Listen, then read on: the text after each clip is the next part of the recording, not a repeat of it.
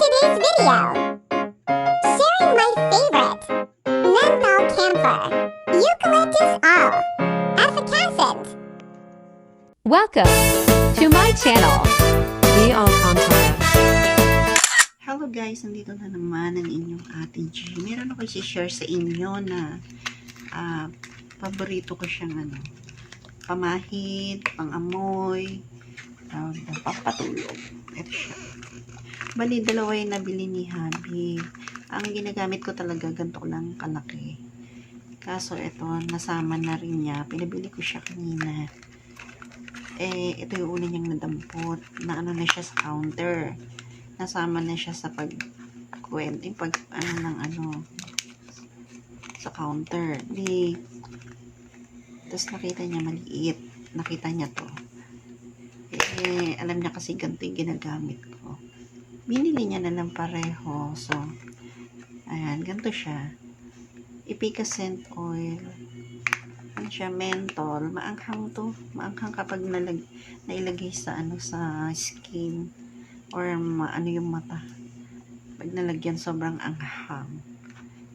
Yan, eucalyptus oil, menthol.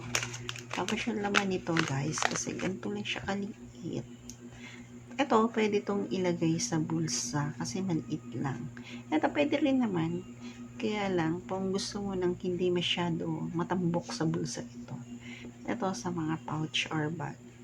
Yan. Pwede rin naman sa bulsa to. So, ganito siya kalaki yan. And 100 plus to, siguro halos kalahati lang nito yan. So, ganito siya guys. Bottle. Yan. Pareho silang bottle. At ito lang yung bubuksan ko kasi pares lang naman sila ng amoy. Ang sarap na sa ilong. Bali may pang-roll siya. Ayan. Pang-roll. Tapos, yan, pwede siya sa ilong, pwede sa gilid ng sentido. Kasi ginagamit ko rin to rito. Sa masasakit na balikat or sa tuhod. Tapos, ginagamit ko siya pang patulog. Dito ko lang siya linalagay. Yan. Tapos, naaamoy ko na siya. Habang naaamoy ko siya, nakakatulog ako. So, yun. Mula nung naging dialysis patient ako, nahilig na akong umamoy ng ganito. Tsaka parang, tawag doon, natatanggal yung mga sakit-sakit ng aking kasukasuhan.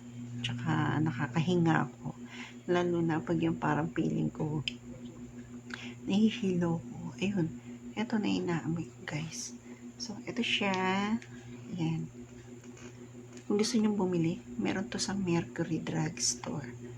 Marami din to kahit sa grocery siguro. Basta sa lahat ng drugstore, meron to. So, yan guys. Hanggang dito na lang. Sa mga healthy dyan, ingatan nyo yung mga kidney nyo kasi mahirap talaga ang maging dialysis patient. Kaya, ako sa inyo, maaga pa lang, alagaan nyo na yung mga sarili nyo. Hanggang dito na lang. Bye! Tsaka subscribe nga pala kayo sa akin channel. Laking tulong yan. Matutulungan nyo ako guys. Kung mapapanood nyo yung aking video tsaka yung mga ads ko. At tsaka subscribe nyo na po ako. Bye!